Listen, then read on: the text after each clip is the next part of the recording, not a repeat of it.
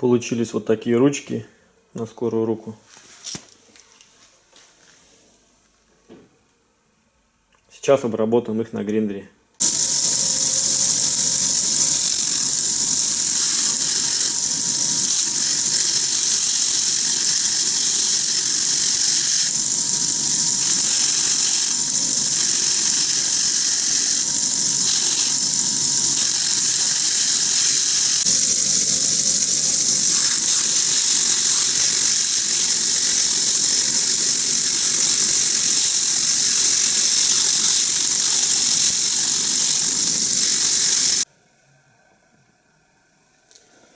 Друзья, ну вот такие ручки мы сделали.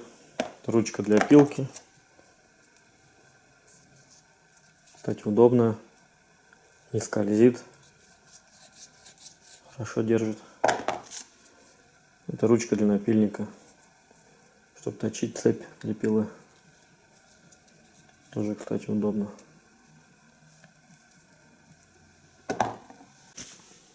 Вот такое применение я вам сегодня продемонстрировал.